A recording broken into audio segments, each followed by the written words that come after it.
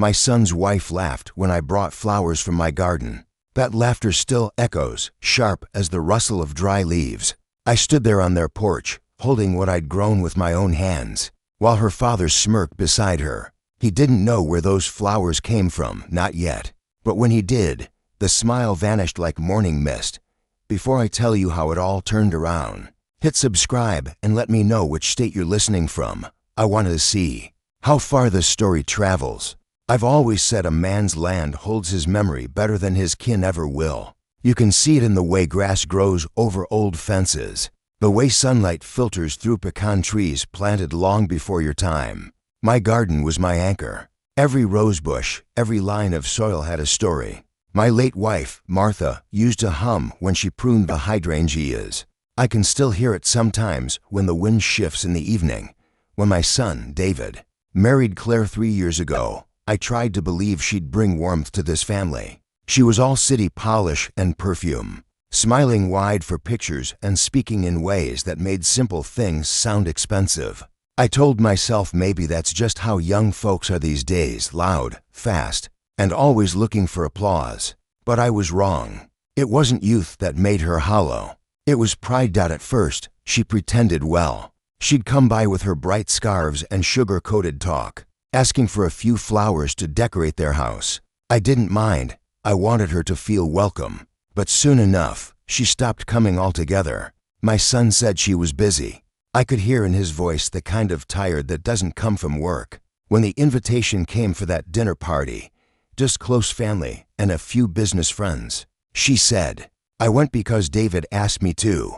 He said, 'Dad, it'll mean a lot to Claire if you come.' I didn't tell him it would mean more to me if she asked herself." That afternoon, I picked flowers from my garden. The late-blooming lilies stood tall, and the roses were opening soft and red. I wrapped them in brown paper, tied with twine. Not fancy, but honest, the way Martha used to do when we gifted something from the heart. Their house was new, part of one of those shining developments that spring up where farms used to be. When I pulled up, I realized the irony. Their street sat on land that once belonged to me. Years ago, I'd sold part of my property to a real estate firm after Martha's passing. Taxes had grown heavy, and I didn't have the heart to keep up the acreage alone. I never asked who the buyers were. Maybe I didn't want to know. Inside, the house smelled of candles and catered food. There was laughter, loud and shiny. Claire stood by the kitchen island, holding a glass of wine like it was part of her hand. She spotted me, and her smile barely stretched. "Mr. Turner," she said, "never dad, never father. You made it." I smiled and held out the flowers. "From the garden," I said. She looked at them, then at me, and laughed. A quick, careless sound that carried through the room. "Oh, that's sweet," she said, turning toward her friends. "You hear that, guys? He brought flowers from his garden." They chuckled, and one man said something about small-town charm. My son stood by her side, jaw tight, eyes down. He didn't say a word. I felt something settle in my chest, not anger exactly, more like frost. I placed the flowers gently on the counter, next to a vase already filled with perfect white orchids, store-bought. Lifeless. Her father, Mr. Collier, came over, a wide man in a gray suit with the kind of handshake that squeezes too long. "Well, now, you must be the father-in-law," he said, grinning. "Heard a lot about your property out west of town." "Used to be mine," I said. He nodded, pretending not to notice the weight in my voice. "Ah, progress, right? Those new homes are doing wonders for the local economy. My firm's heading that whole project." I looked him dead in the eye. "Your firm?" He chuckled. "Yeah, Collier and Brandt Holdings. We bought the land from the county a while back. A good deal, too. Some old farmer sold it off cheap before the zoning changed. Fella didn't know what he was sitting on. That was when the truth settled, quiet and cruel. That old farmer was me. He didn't realize it yet. Didn't recognize my name on those old papers. Didn't know the soil he built his dream on once held the bones of my life." Later that night, as the laughter carried on, I watched him. The pride in his stride, the way he talked about legacy like it was something you could buy. And Claire, she floated beside him, proud to be the daughter of a man who mistook greed for success. My son barely met my eyes the whole evening. When I left, he walked me to the door. "Dad," he said softly, "I'm sorry. Don't be," I told him. "Just make sure you know which side of the fence you're standing on." That night, after the party, I couldn't sleep. The laughter still rang in my ears, that sharp, hollow sound that didn't come from joy but from pride too big for its own skin. I sat by the window, the house quiet except for the old clock ticking steady on the wall. Out past the glass, my garden lay under a wash of silver moonlight. Rows of roses, lilies, and the old pecan tree Martha planted before David was born, all standing proud, untouched by their kind of vanity. I thought about Martha. She used to say, "People can take your land, John, but they can't take what you've grown with love." Back then, I believed her. But that was before I learned that even love can be mocked if it comes wrapped in dirt and honesty. When I closed my eyes, I could still see Claire's smirk, her friends' polished faces, the way my son stood there, torn between two worlds. I'd lost my wife once to illness. I wasn't about to lose my son to arrogance. At dawn, I walked through the garden barefoot, feeling the soil cold against my skin. Every step reminded me of what was mine, not by ownership papers, but by history. The earth remembered me, even if people forgot. I knelt by the lilies I'd brought to that cursed dinner, their white petals opening to the light. "They laughed at you," I whispered, "but they don't know what you're rooted in." That's when it settled in me, quiet but certain. I wasn't going to shout. I wasn't going to curse. I'd do what the land does after a storm, rebuild, steady, and let time carry the reckoning. They'd taken what was mine through deceit. But I had something deeper, memory, patience, and truth buried in the soil. And truth, once watered, never dies. The next morning, I woke before the sun. The air outside was heavy with dew, the kind that clings to your boots and reminds you the world still breathes steady, no matter how men twist it. I poured myself a cup of black coffee and sat on the porch, watching the mist rise over the garden. It was quiet, the kind of quiet that steadies a man after humiliation. I'd spent most of my life tending, not taking. You learn patience from the soil. You plant in faith, knowing the reward ain't instant. But that morning, as I looked at those rows of flowers Martha and I built together, I realized patience doesn't mean doing nothing. Sometimes it means preparing the ground for what comes next. So I started small. I cleaned the tools in my shed, oiled the old plow, and marked out new beds in the garden. My hands remembered every rhythm: dig, turn, lift, breathe. There was peace in that rhythm, but there was purpose to. By midday, I drove into town, straight to the courthouse. The clerk there, old Harlan, had known me since high school. We talked about nothing for a while: the drought, the football game, the price of feed, until I asked about the property archives. He gave me that look folks give when they know you're not just making conversation. I spent the afternoon buried in old land deeds, zoning records, environmental permits, yellowed papers full of signatures and loopholes. When I saw Collier and Brandt Holdings printed across a transfer sheet, I felt the same cold satisfaction a farmer feels seeing the first sprout after a long winter. Proof that what was planted was starting to grow. That evening, I returned home with copies folded neat inside my jacket. The house smelled faintly of earth and rain.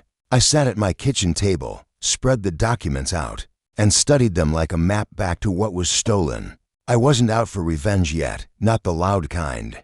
This was about rebuilding my ground, reclaiming the dignity they'd trampled on. Every piece of paper was a seed. Every law they'd ignored was watered. And when the time came, I'd let nature and justice take its course. Out the window, fireflies flickered over the garden. To anyone else, it was just another southern night. To me, it was the first sign of a long, patient bloom. It started with a single letter. Nothing dramatic, just a polite inquiry mailed to the county environmental office, signed with my full name in steady handwriting.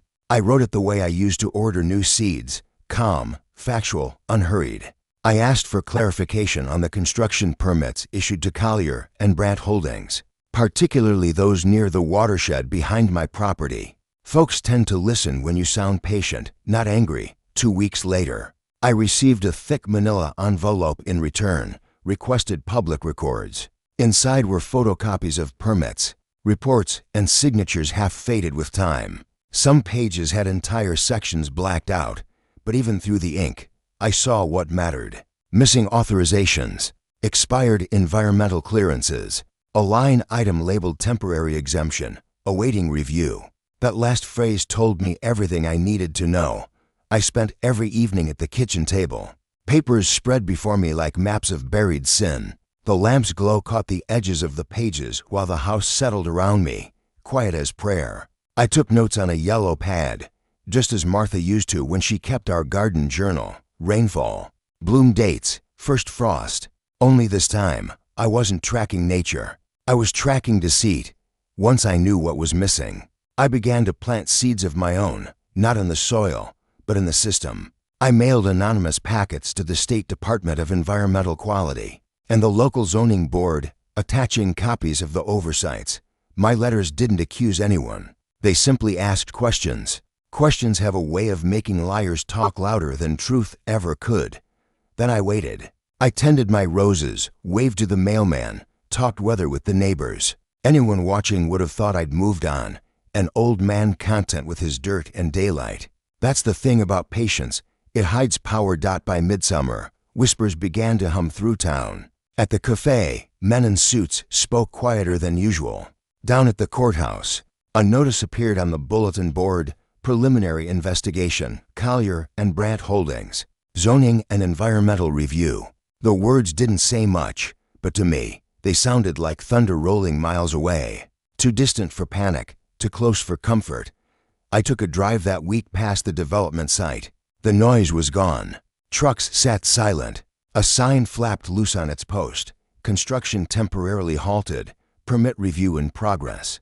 That evening, I sat on my porch, the crickets starting their chorus. I didn't smile, not really, but I let myself breathe. What I'd started wasn't revenge. It was restoration, slow, lawful, and rooted in truth. For a while, nothing happened. Or at least, that's how it looked. The days moved slow, heavy with summer heat. The courthouse stayed quiet. The cafe chatter went back to ball games and crops. And the world seemed to forget the name Collier and Brandt.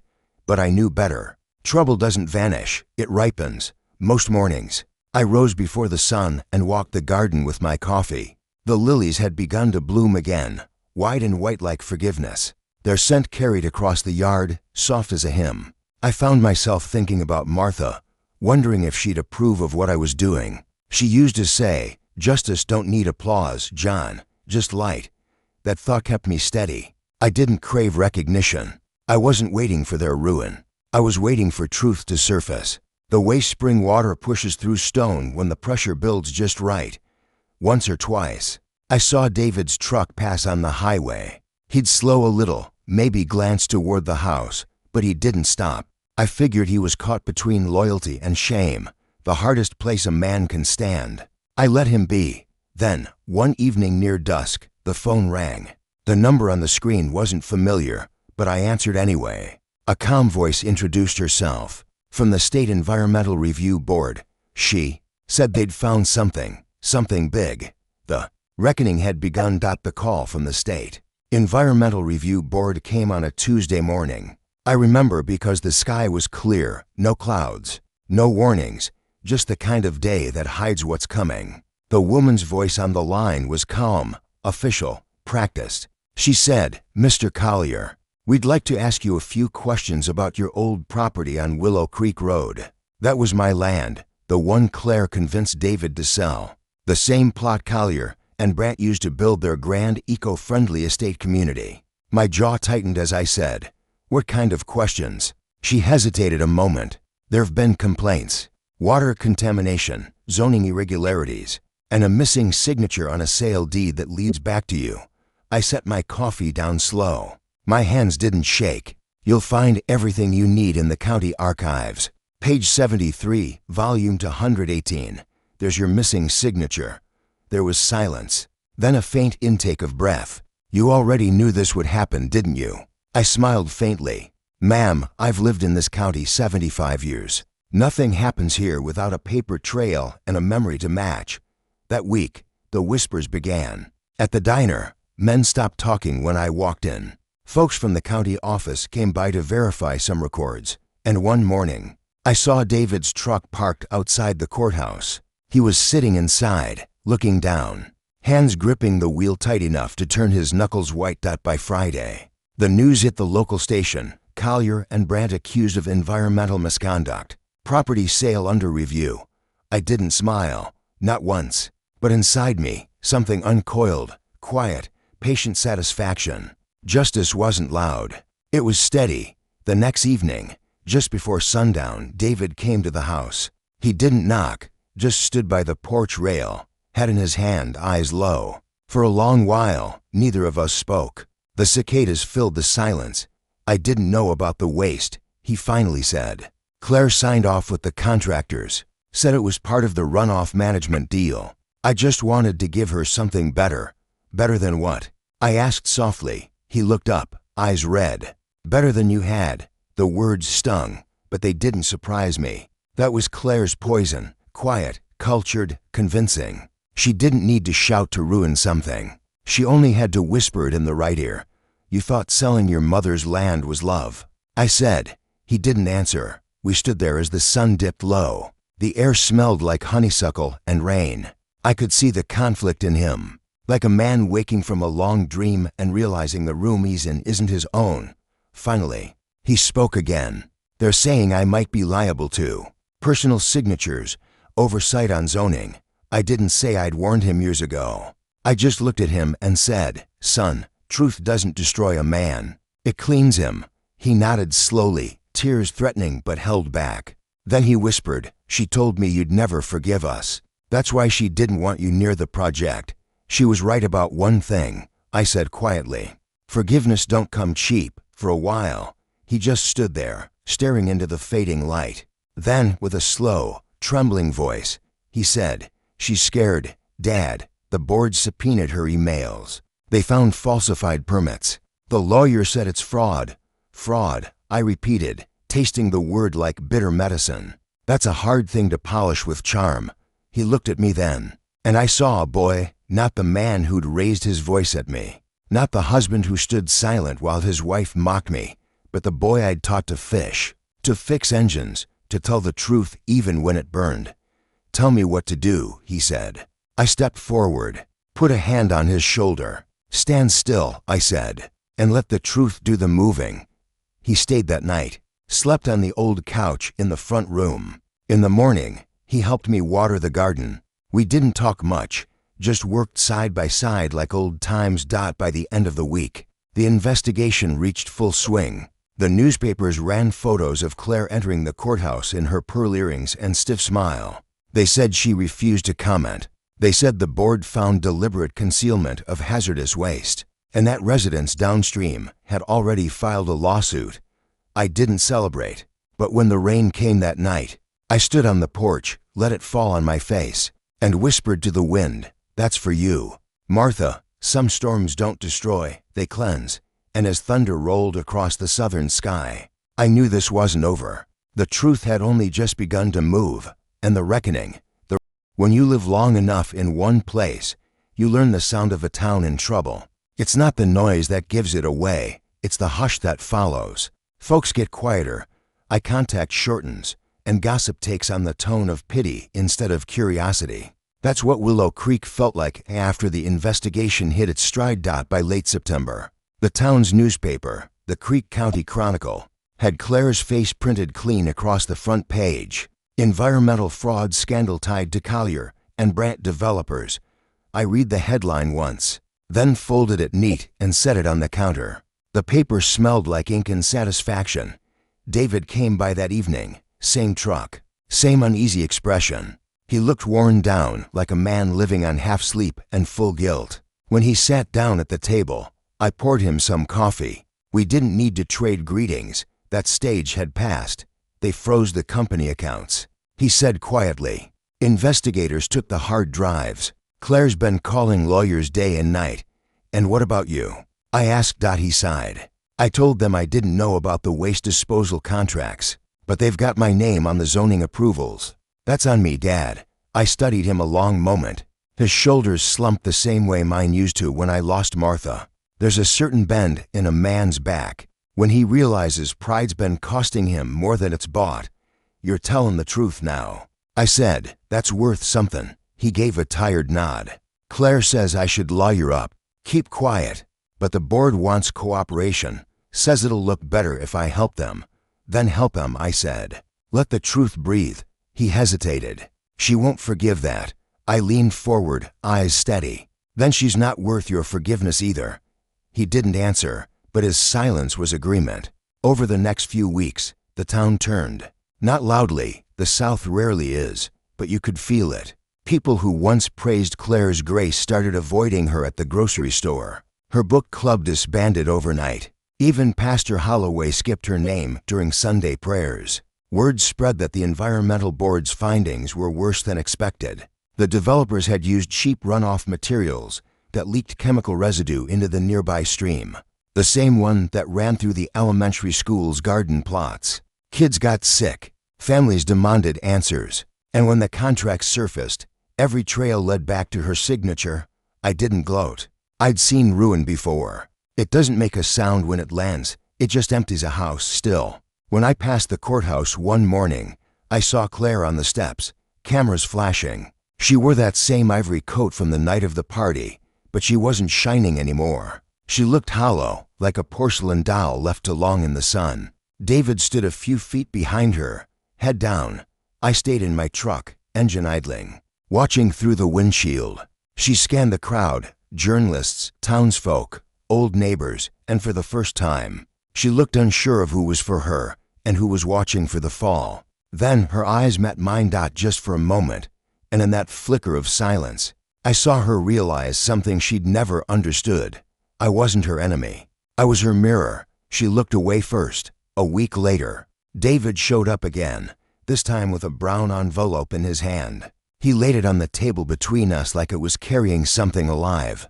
These are Mom's old property deeds, he said softly. From the Willow Creek parcel. I frowned. I thought they were all turned over in the sale. Not this one, he said. It was a secondary lot she filed under her own name before she passed, hidden under her maiden records. Claire never noticed it. I opened the folder. Inside was a single sheet, an untouched deed, recorded years ago, still valid. The parcel was small, maybe 2 acres, but it sat directly behind the estate development, a piece of ground they hadn't realized didn't belong to them. She left this, I murmured, tracing Martha's signature with my thumb. For us, David nodded. You can file it now, Dad. Make it public record. It'll put a stop to any expansion on that side. I looked at him, my son, standing straighter now, voice steady. The guilt had shifted into resolve. He wasn't just trying to fix something. He was beginning to build again. You sure you're ready for what comes with that? I asked. He smiled, faint but certain. Yeah, I am. That night, after he left, I walked out back with the deed in my hand. The moon hung low, full and yellow over the pecan tree. The air smelled of wet grass and something clean, the kind of scent that tells you a season's about to change. I thought about everything that had happened. The betrayal, the silence, the humiliation. And now, this quiet turning. Truth doesn't rush. It circles. It waits for the right hands to hold it again. I knelt by the lilies, still blooming bright even in the cool air, and whispered, Martha, we're getting it back. The wind picked up, gentle but sure, and I took it as her answer. By dawn, I was at the county clerk's office, filed the deed, signed my name, and watched the seal press into the paper. Final, permanent, lawful. The clerk looked at me funny, maybe wondering why an old man would bother reclaiming 2 acres of dirt when the world was chasing bigger dreams. But I knew better. It wasn't just land. It was memory, legacy, and quiet revenge all folded together under my wife's name.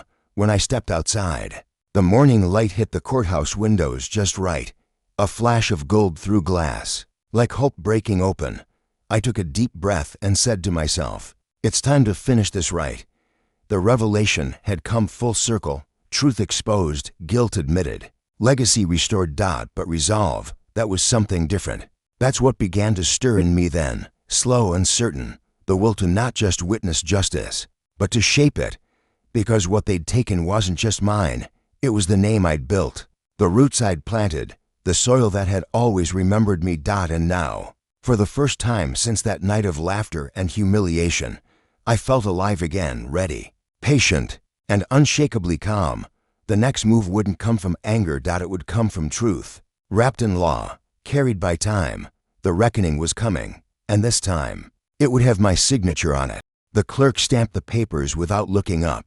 That soft thump of ink on parchment sounded more final than any gavel could have been. I folded the deed carefully, slid it into the old leather folder I'd carried since my days working at the co-op. The seal of the county glimmered faintly under the dusty light. Everything was in motion now, and not a single piece of it touched by rage. I stepped out into the courthouse square. The air had that late autumn stillness, the kind that sits heavy before a change. Folks were milling about the cafe across the street, their conversations low and curious. They'd heard the name Collier whispered 100 ways in the last few weeks. Around here, reputation moves like pollen. Once it's in the wind, you can't pull it back. I walked slow, steady, letting the rhythm of my cane tap the old bricks. I didn't have to chase justice anymore. I'd planted it, tended it, and now it was blooming where everyone could see. By that evening, word spread that the county board had released public findings: fraudulent zoning clearance, misrepresentation of environmental impact, and falsified disposal records. The phrasing was clean, bureaucratic, but in a small town, that kind of language is as sharp as a knife. They called for a hearing, public, that was key. The next morning, the courthouse steps filled like it was Sunday service. Reporters from the regional station came with cameras, their vans parked crooked along Main. People who hadn't set foot near a legal proceeding in years came just to listen. The South might forgive a lot of sins, but lying to the land, that's one we remember. I didn't sit inside the chamber. I stood in the hallway outside, where the echoes carried. Through the open door, I could hear the board chair reading out the violations. Each word dropped like a hammer, knowingly concealed, illegally approved, unsafe runoff disposal, and there, Claire's name, printed in full. Not Mrs. Turner, not the smiling wife from the papers, just Claire and Collier Turner, administrative director of Project Willow Creek. Her father sat 3 rows from the front, red-faced and rigid. I watched him through the glass window, a man unaccustomed to being questioned. When the environmental officer began to outline the extent of the contamination, dead fish, chemical traces in creek sediment, I saw his jaw tighten so hard it trembled. David sat near the back. He looked older, like the past few weeks had carved time into his face. His shoulders were drawn, but his eyes steady. When they called him up for testimony, he stood straight, voice low but clear. "I signed where she told me to sign," he said, "but I didn't check what was underneath. That's on me. I should have known better. My father taught me different." For a long moment, the room was quiet. Then the chair nodded and said, "Your honesty will be reflected in the record." That line, short and simple, was the first crack of light breaking through the storm. When the session ended, reporters swarmed outside. I stayed back in the hallway until the crowd thinned. Then I stepped into the light. Cameras turned, microphones extended like vines. "Mr. Turner, is it true you once owned the land in question?" "It is. Do you have any comment on the investigation?" I paused, let the silence stretch just enough. "I only hope," I said slowly, "that folks remember. What grows dishonest doesn't stay buried long."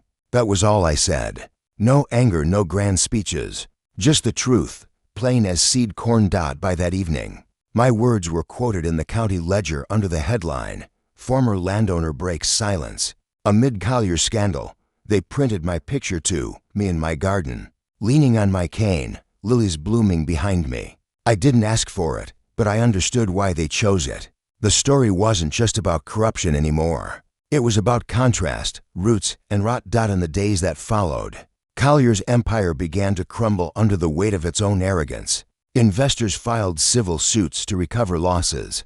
The state filed charges for permit fraud. Claire was summoned for questioning by the district attorney's office. She showed up in muted colors now, no bright scarves or pearls. The flash in her eyes was gone, replaced by the dull, trembling awareness that everything she'd mocked had outlasted her. Through all of it, I kept my hands clean and my mouth shut. I didn't need to fight her. The law was doing that for me.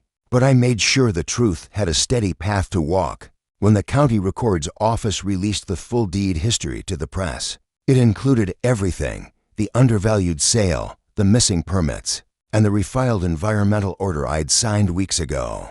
It painted a picture the town couldn't ignore. The same land they'd laughed over had turned into a monument of what happens when greed meets patience. I made one more quiet move. I called a reporter I trusted, a woman named Leela May who'd written local columns since before David was born. She'd known Martha, knew how she loved those hydrangeas by the porch. I told her, "You can tell it all, Leela. Just tell it straight. Don't make villains or heroes. Just show the soil." 2 days later, her story ran on the front page. "The land remembers how Willow Creek's roots outlasted its thieves." It wasn't dramatic, but it was honest. And that's what the South respects most, not loud justice, but the quiet kind that makes sense when the porch lights are low and the coffee's cooling. After that, folks began to come by again. Old friends, neighbors who'd once pitied me, even the preacher who'd stayed quiet when things first went sour. They didn't say much, just nodded, brought pies or potted plants. Small tokens of shared understanding. That one afternoon, the sheriff came by. He stood on the porch, head in hand. "They served her the indictment this morning," he said. "Forgery, fraud, and obstruction. Her daddy's law team's trying to settle, but the DA's not budging." I nodded slowly. "Let it run its course." He tipped his hat. "You did right, Mr. Turner. You didn't burn her down. You let her own fire find her." That night, I walked out to the edge of the property. The creek ran low but clean now. The frogs were back, the water catching starlight like it used to when Martha and I would sit by it with iced tea and talk about nothing important. For the first time in years, the air didn't feel heavy. The weight of betrayal, the long ache of humiliation, it had all lifted, replaced by something steadier. Not joy, not yet, but quiet balance. A week later, David stopped by. He looked different, calmer, said he'd been helping the investigators, providing every record he could find. He told me he was moving back into the farmhouse to restore it. Said it felt like the only place still honest. We sat on the porch that evening, the crickets singing, the world finally slowing back down. "She's saying you orchestrated the whole thing," he murmured. I smiled faintly. "Then she's finally giving me more credit than she ever did." He chuckled once, the sound short but real. Then he looked out toward the fields and said, "I never knew justice could be quiet." "Most of the good kinds are," I said. "The noisy ones fade to quick." We didn't talk after that, just sat while the wind moved through the pecan trees. The next morning, the county ledger ran one more story. It said the Environmental Board had reclassified the property as a protected historical site. Couldn't be built on again. Couldn't be sold. And right beneath that announcement, in smaller print, it mentioned one final note, that the original owner, James Turner, had been invited to join the county's Land Stewardship Council. I folded the paper, set it on the porch rail, and looked out at my garden. The roses were in full bloom. Their petals caught the morning light like small pieces of fire, the kind that warms, not burns. What began as betrayal had come full circle through law and patience. Not a single match struck, not a single word shouted. Just the slow turning of truth under God's steady hand. The land had remembered, and so had I. After the courthouse quieted, I thought maybe the wind would rest too. But truth has a way of stirring dust before it settles. By the next week, the whispers started traveling faster than the truth itself. Folks who'd nodded kindly to me in church now looked twice before speaking. The Colliers had begun their second war, not in courtrooms, but in minds. Claire always did know how to make lies sound like polite conversation. Her lawyers filed a defamation suit that Monday morning, wrapped in language too elegant to seem vengeful. They claimed my false allegations had harmed her reputation, her business, her marriage. A photograph of me, head down, head in hand, walking into the courthouse, found its way into the Harrison County Journal. The caption read, "Local retiree faces countersuit over defamatory claims." No mention of why I'd gone to court first. No mention of what she'd done to earn it. Just that headline, heavy and vague, the kind that stains character faster than ink can dry. I kept my silence, as I had learned to do. I knew storms talk loudest before they pass. But this one, This one was different. They weren't trying to win back reputation. They were trying to pull me back into their pit. Every move they made was meant to bait me into anger, to make me show the world the vindictive old man they'd painted me as. That's when the letters started. Anonymous. But their perfume was familiar. That faint lavender Claire used to wear when she came by the house, pretending to help with dinner years ago. Words typed, not written. Precise. You're going to lose everything you've built. David will see who you really are. Your name will die with you. I didn't show them to anyone. Not even David. He was already carrying too much. The boy looked older than he should, standing between a father's fight and a wife's deceit. Then, one afternoon, she came. I saw her from the kitchen window, the silver car creeping down the gravel lane like a serpent through dust. Claire stepped out wearing that white coat she always used when she wanted to seem innocent. Her heels clicked too loudly for the soft dirt of my yard. Afternoon. Mr. Gaines, she said, voice dipped in that same false honey. I said nothing, just watched her walk up the porch steps uninvited. She looked around the house like she was inspecting property. My wife's flowers on the windowsill, the old photographs by the mantel.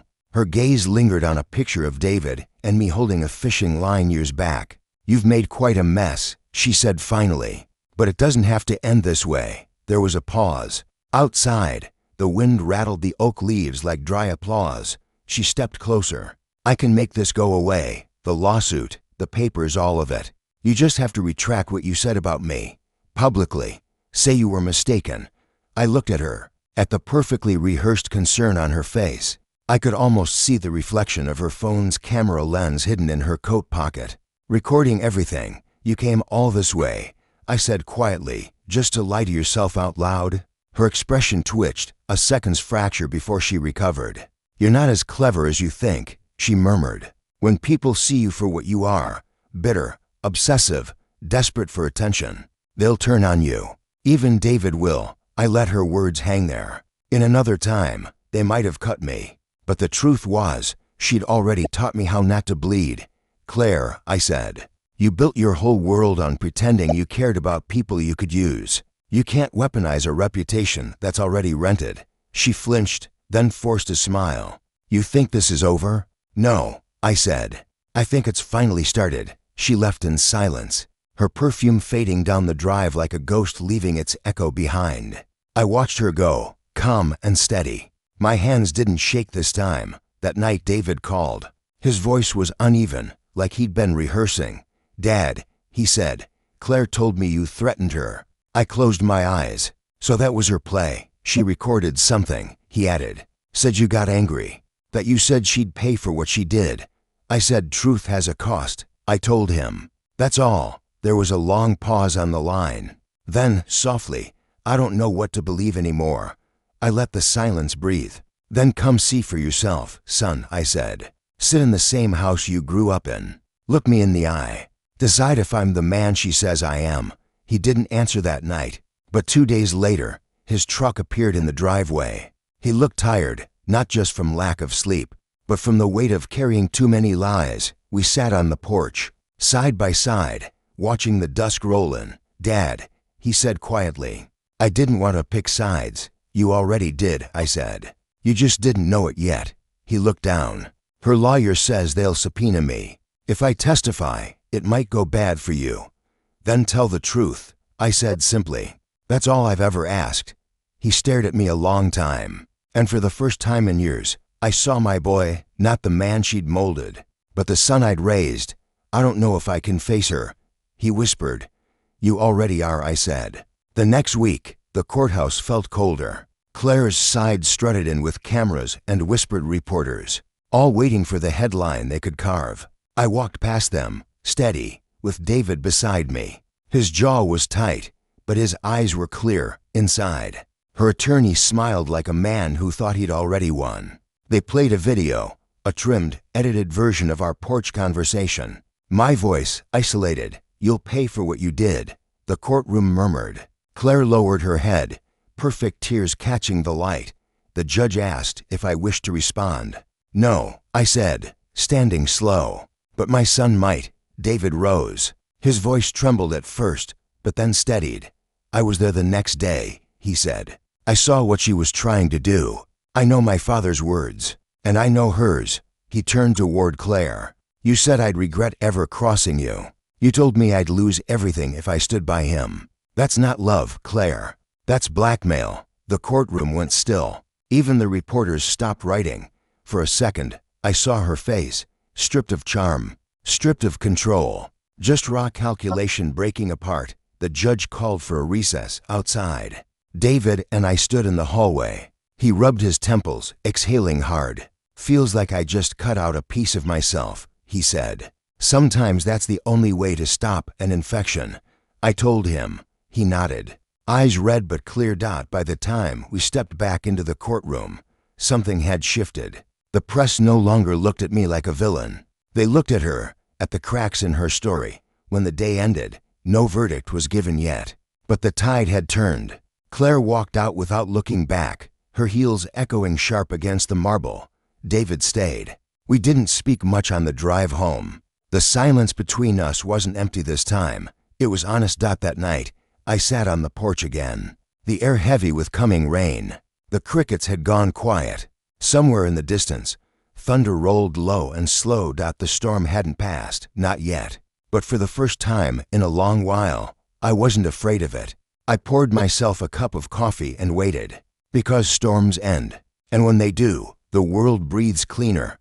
Tomorrow, I knew, would bring new papers, new lies, maybe another visit from her kind. But the difference now was simple. She no longer had my silence to use as her weapon. She had her lawsuits. I had the truth. And in the South, truth may take its time. The morning after their counter-lawsuit hit the courthouse, the air in town felt different, heavier, as though the ground itself was holding its breath. Their lawyers had worded it like a dagger wrapped in silk: defamation, emotional distress, malicious interference. Every phrase dripped with a kind of desperation that looked elegant on paper, but bled through if you read between the lines. My attorney, a quiet man named Sanders, who'd spent more years in the county building than most oak trees, had rings, slid the papers across my kitchen table.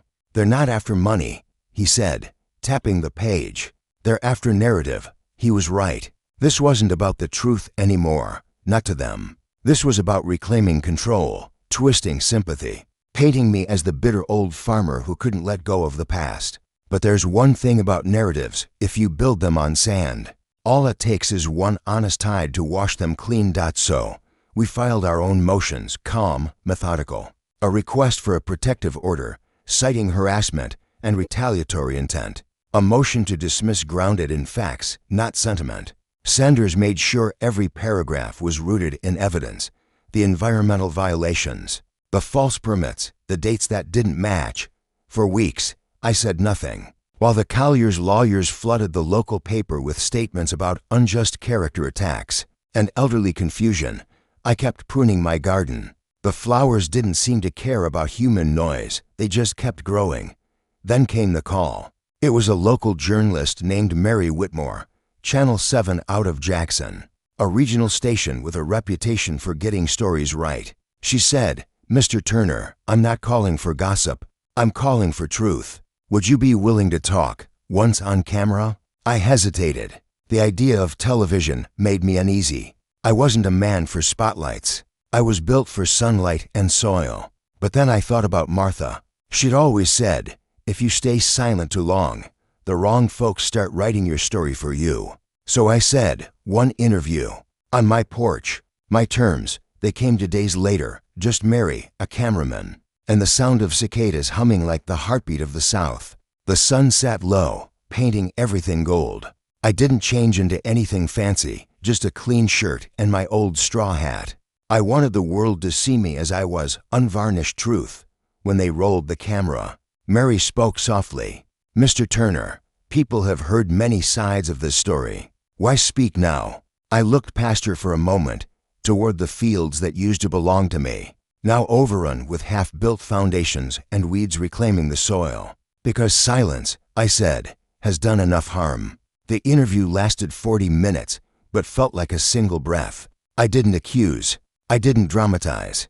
I told the story as it happened, how I sold part of my land, how that land became the root of their greed, How laughter in a kitchen turned into the sound of betrayal.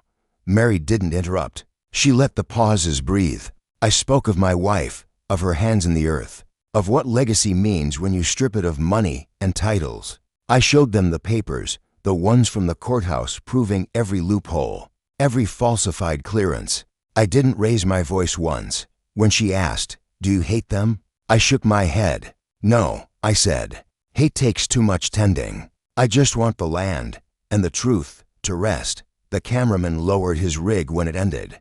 The air hung still, thick with the kind of silence that feels like prayer. Mary thanked me quietly, said, "This isn't just a story, it's a reckoning." They aired the segment that Friday evening. Not during prime time, not with dramatic music, just the truth in simple light. They titled it, "The Land Remembers, One Man's Stand for What Was Lost." By Saturday morning, the county courthouse was buzzing. Other outlets began calling Sanders, asking for confirmation. He gave none, just pointed them to the public filings. "Everything's in the record," he'd say. "That's all that needs to be said." Then came the ripple. The Colliers' counter-lawsuit started crumbling under scrutiny. Reporters uncovered inconsistencies, permits that didn't exist, signatures that predated approvals. Claire's attorney quietly withdrew from the case, citing ethical differences. Her father's firm went silent. Their official statement vanished from the company's website. Even the paper that once mocked me with editorials about stubborn old men printed a front-page retraction. Turner's claims verified. County investigates Collier and Brandt Holdings for misconduct.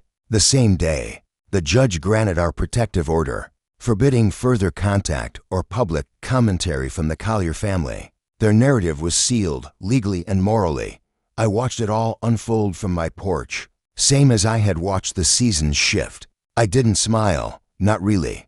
Justice isn't something you gloat over. It's something you exhale. A few days later, a neighbor brought me a copy of the broadcast printed on DVD. "You spoke real plain," he said. Felt like truth finally got its day in church. That night, I watched it alone. The screen flickered soft against the walls, my voice slow and steady.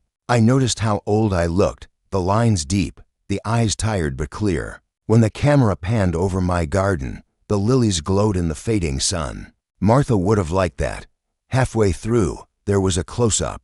Me saying, "Everything planted honest will bloom again, even after laughter, even after loss." For a moment, I saw my wife in that reflection, smiling faintly, as though to say, "You did right by it all." After the broadcast, things grew quiet. Not peaceful quiet, but settled quiet. The kind that follows when storms run out of breath. Claire didn't call. Her father didn't either. Their lawyers filed for continuance, but everyone knew it was over. Without investors or public trust, there was nothing left to salvage. The county moved to repossess several lots under environmental protection laws. The same laws I'd once reminded them of. Sometimes justice comes slow, but it comes steady. In town, people started waving again. The cafe waitress stopped by my table and said, "Saw you on TV. Mr. Turner. My granddaddy had hands like yours, worked the land same way." I nodded, thankful, and said, "Land remembers everyone who treats it kind." The following week, I drove out to the edge of the old property line. The fences had started to lean, but the grass was green again. The sound of wind through the pecan trees was the same one I'd heard my whole life, a sound of things surviving quietly. The legal paperwork stacked on my kitchen counter was done. Sealed, filed. Sanders told me, "You're protected now. They can't touch you or your story." I told him, "That's all I ever wanted, not revenge. Just truth written where everyone can see it." He smiled, packed his briefcase, and said, "Then you've won more than any verdict could give." That evening, I sat back on my porch, watching dusk roll in slow. The fields shimmered under the dying sun, soft gold bending to shadow. Somewhere beyond the horizon, I imagined the Colliers' empty office lights flickering out. One by one, silent as regret. I didn't toast or celebrate. I just listened to the crickets, the wind, and the heartbeat of the land that had outlasted them all. The world, it seemed, had finally gone still enough to hear the truth breathe again. And in that quiet, I knew this was not an ending. It was containment, lawful, complete, and deserved Tomorrow, the soil would wake again, and I would return to my garden. Not to plant revenge, but to tend the kind of roots that never needed defending. After the broadcast, the world didn't explode. It shifted, quietly, like soil settling after rain. For years, the Colliers had built themselves up with charm, gloss, and careful connections. But when the truth came out, those same connections turned brittle. You could almost hear them snapping in the distance. The first crack came from the county office, a letter from the Environmental Board confirming full investigation into Collier and Brent's development. They called it a procedural audit. I called it a reckoning wrapped in bureaucracy. Within a week, the audit expanded into a criminal inquiry. By the end of the month, subpoenas were flying like autumn leaves in a storm. I read about it in the paper. Former developer faces federal scrutiny over permit fraud. Their lawyers tried to spin it as a misunderstanding, but the documents I'd preserved told a cleaner truth than any courtroom speech could. Every signature, every backdated approval, was its own confession. My son, David, came by that Sunday, standing awkwardly on the porch like he used to as a boy when he'd broken something he couldn't fix. "They're saying Dad Collier might lose everything," he said softly. I nodded, sipping my coffee. "Sometimes everything's just what needs losing." He looked down. "Claire, she's not talking to anyone. Her mom's staying with her. I think she finally understands what it's like when people stop believing your story." For the first time, I heard no defense in his voice, no hesitation, just weariness, and the beginning of something that sounded like peace. "Son," I said, "you don't have to carry her choices, just your own."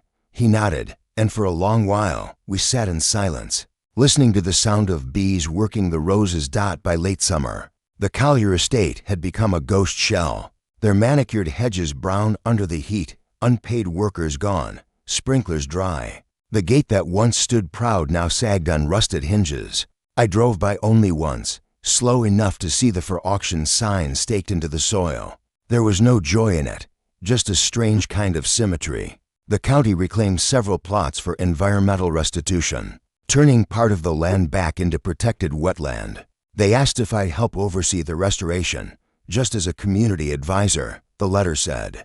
I smiled when I read that, not because of pride, but because the land, in its own way, had decided to heal. Claire's father was indicted in September. The news reported he'd fled the state, but turned himself in days later. A plea deal followed soon after, cooperation in exchange for reduced charges. I didn't follow the details. I didn't need to. Justice, once in motion, doesn't need supervision. Claire herself tried one last time to control the narrative. She released a short statement online, something about being misled, about trusting the wrong people. But the world didn't listen this time. The audience she'd once commanded had gone quiet. Her social media accounts went dark soon after. Rumor in town said she'd sold the last of her jewelry to cover legal costs. Another said she'd moved to a small apartment outside Baton Rouge, working under a different name. In the South, rumors carry on the wind, but this one blew past me like dust. I didn't chase it. My lawyer, Sanders, came by one evening with a final stack of papers. "Everything's done," he said. "Protective order stands, all countersuits dismissed with prejudice. You're clear." He paused before leaving. "You know," he said, "most folks in your position would have taken a settlement, pushed harder, made it public. That's not justice," I told him. "That's performance." He smiled a little, closing his briefcase. "I hope I'm that wise when I'm your age." I laughed softly. Wisdom's just patience with better clothes. After he left, I walked out to the garden. The air smelled of damp soil and honeysuckle. The lilies Martha planted decades ago had multiplied, white blooms spilling over the fence, like quiet blessings. I knelt and brushed my hand across them, for the first time in years. I felt something shift inside me, not satisfaction, not triumph, but release. It's a strange thing, watching people destroy themselves. You want to look away, but part of you knows it's the only way they'll ever see what they've become. Claire's laughter that night, her father's smugness, it all seemed small now, like echoes from a house long torn down. Still, consequences aren't cruel. They're precise. In October, the county filed restitution against Collier and Brandt Holdings. Part of the settlement included funds for community restoration, rebuilding the local water systems, cleaning runoff from the damaged creek. They named the initiative Turner Wetlands Project. I didn't ask for that, but it made sense, life returning to what greed had scorched. I attended the announcement quietly, standing at the back while younger men in suits spoke about environmental justice and heritage preservation. None of them had dirt under their nails, but their hearts seemed in the right place. When they asked if I wanted to say a few words, I shook my head. The land will do the talking, I said. That night, as I drove home, I saw the first fireflies of the season blinking in the dusk, tiny, stubborn lights floating over fields that were once stripped bare. I pulled over, stepped out, and just listened. The air hummed low, alive. The next morning, David stopped by with breakfast, biscuits and eggs, steam still curling from the foil. He sat across from me, his hands steady now. I talked to Mom's lawyer, he said. She's filing for bankruptcy. Dad Collier's company's being liquidated. It's all gone, I nodded. Then maybe something better can grow. He looked up. You think people like that can change? I thought for a long time before answering. Maybe not all at once, but sometimes losing everything is the only way to remember what mattered. He stayed a while that day, helping me fix the fence, the same one that separated my land from the old development. The boards creaked and leaned, but together we straightened them, one by one. It felt good, honest work, steady rhythm. When we finished, he looked across the field, at the slow, sure regrowth. Funny how life keeps going, he said. Not funny, I replied. It's faithful. That night, after he left, I walked the garden alone. The moonlight caught the petals just right, silver over white, soft as breath. I thought about how long it had taken for the truth to find its place, about how consequences, when left to their own pace, don't just punish, they purify. Somewhere far off, a whippoorwill called. The sound carried across the fields, clean and certain. The next morning, I found a letter slipped under my door. No name, no address, just handwriting I recognized. Claire's. The note was short. You were right. The land remembers. I hope one day it forgives. There was no return address, just silence. I folded the letter and placed it in the drawer where I keep Martha's gardening gloves. Not as a keepsake, but as closure. Because forgiveness isn't spoken. It's lived. Every time you choose peace over bitterness. Weeks passed, and autumn set in fully. The garden changed again, blooms fading, colors deepening. I found beauty even in decay. It reminded me that endings aren't failures. They're just quieter beginnings. By winter, the fields had gone still. The lawsuit was history. The Colliers were names whispered only as warnings. And I was just an old man tending his land, knowing that every seed of truth eventually finds its way back to light. The world, once loud with deceit, had gone still, contained. The consequences had done their work. And for the first time in years, I slept without dreaming. The quiet that followed their downfall wasn't the kind you could hear. It was heavier than that. A stillness that settled in the bones of the house, in the way the floorboards sighed at night, in how the wind moved slower through the pecan trees out back. The news had stopped calling. The lawyers had gone home. The Colliers' empire, their businesses, their name, their false composure, was scattered across depositions and frozen accounts. And I, for the first time in years, found myself standing alone on my land with nothing left to defend. Most mornings I'd rise before dawn, the way I used to when my wife was still alive. I'd make coffee in her chipped blue mug and walk out to the porch. The garden was bare now. Early winter had drawn down the color, left the soil dark and sleeping. Still, I'd find traces of her everywhere. The trellis she built from old barn wood, the little bird bath she'd insisted on keeping though it leaked. Every scar on that place had its own story, and somehow they all still whispered her name. I'd spent months fighting in courtrooms, sitting under the harsh hum of fluorescent lights, trying to preserve what she and I had built with our hands. But it wasn't until everything was over that I realized how much of her I'd been fighting for. Not the land itself, but her memory, her grace, her way of seeing goodness in people, even when they didn't deserve it. And now that I'd won, if you could call it that, I didn't feel the victory she might have hoped for. What I felt was weight, a quiet reckoning, One afternoon, David came by unannounced. It had been weeks since we'd spoken more than a few words. The last time we'd seen each other in court, he'd sat behind his lawyer, face pale and eyes sunken. A man cornered by the echo of his own choices. He stood at the gate now, hesitating like a boy again. His coat didn't fit him right, and his hair was grayer than I remembered. I didn't say a word, just nodded, and he came through. We walked the property without speaking. The air was cool, clean, the kind of day where the horizon looks washed.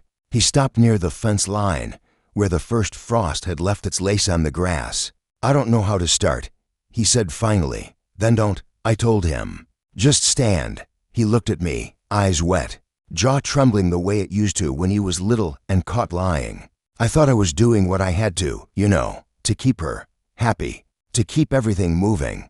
People ruin themselves over what they think they have to do, I said. Happens quiet, starts with one small excuse. He swallowed hard, staring at his shoes. "I let her turn me against you." I didn't answer. The wind picked up, rattling through the bare fig branches. Somewhere in the distance, a dog barked, then stopped. He finally said, "I saw your interview." "Oh, you didn't say my name, no reason to." "That wasn't the point." He nodded slowly, eyes glistening. "You could have buried us, You still could." "I don't need to," I said, watching the last of the daylight fall across the fields. "Truth's doing that just fine." He let out a shaky breath, part relief, part grief, and sat down on the low stone wall my wife and I built the year he left for college. He traced the edges of the stone with his finger, the same way she used to when she was thinking. "I want to make things right," he said. "Not for her, for me, for you." "Then start with silence," I said.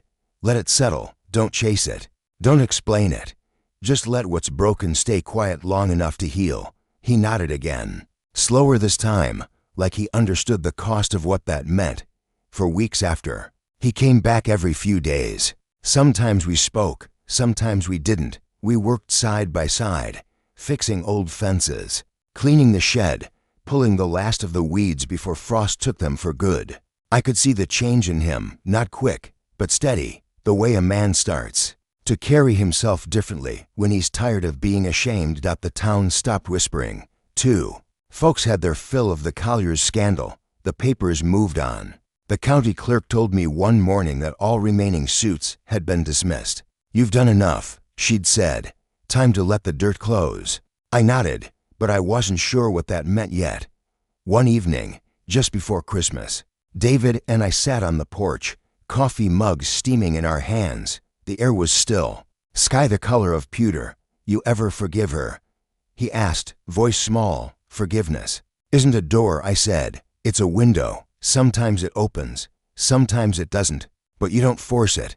He looked out at the yard. "I think I'll plant something in spring." I smiled. "Good, the ground's ready for it." That night, after he left, I walked back through the house. Every room quiet except for the soft tick of the old mantel clock. I stopped in the hallway, where a framed photo hung. My wife in her garden, sunlight on her hair, dirt on her hands. For the first time in years, I didn't feel the ache when I looked at it. Just calm. Everything that needed to be done had been done. Every wrong met its balance. Every truth found its place in the open. The reckoning wasn't about justice anymore. It was about choice, and I chose to stay, not bitter, not proud, just present. The house creaked as the wind shifted. The fields outside glimmered with frost, silver under moonlight. Somewhere far off, a train horn sounded, slow, fading, final. I stood there until the silence felt whole again, until the weight that had lived in my chest for years loosened its grip. Then I turned off the light, walked back to the porch, and watched the dawn start to rise over the garden that once broke me, and now, finally, forgave me back. By the time spring returned, the land had begun to forgive itself. The soil, once cracked and weary from years of neglect, had softened again under the slow rhythm of rain and sun. Dandelions peeked through the fence line. The air smelled like damp earth and fresh life, the way it used to when my wife was alive and the world still felt simple. I'd almost forgotten what hope looked like when it wasn't dressed in defiance. The past winter had been kind to me, quiet, steady. I'd let the days come and go without chasing them, learned the pleasure of small work, mending a step, sanding the porch rail, replacing a gate hinge that had grown for years. David had become a near constant presence. He showed up early most mornings, sometimes with biscuits from the diner in town, sometimes just with his hands shoved deep in his pockets, and that uneasy peace people carry when they're still earning. Back their name, we didn't talk much about what happened. The Colliers had vanished from the county, moved up north somewhere. The papers stopped mentioning them after the final restitution orders were filed. I never sought to know more. I'd lived long enough to understand that real justice doesn't need witnesses, only endurance. David and I rebuilt the garden together that spring, not as it was before, not as she had made it, but something new, humbler, freer of memory. He planted rows of lavender along the back fence, and I started a patch of tomatoes near the shed. The soil, once angry and compacted, turned easily beneath our shovels. When I leaned down to press a seed into the dirt, I could feel her in it. My wife, the patience of her hands, the quiet wisdom of her care, feels different now. David said one morning, standing by the raised beds, it's supposed to, I replied. He nodded. I think I finally understand what you meant. About silence. About letting things settle. You learn it when there's nothing left to say. He smiled, a small, tired smile, but real, and passed me the watering can. By late April, the town had shifted its gaze back toward gentler gossip, school fairs, elections, church bake sales. Folks would still wave at me when I went into the feed store, but now there was a softness in it. Not pity, respect. One afternoon, the local pastor stopped me outside the post office. Heard you've been helping with the community garden again, he said. Trying to keep my hands busy, I told him, word is, you've inspired half the county to plant something this year. He chuckled. Funny how one man's patience can start a whole season.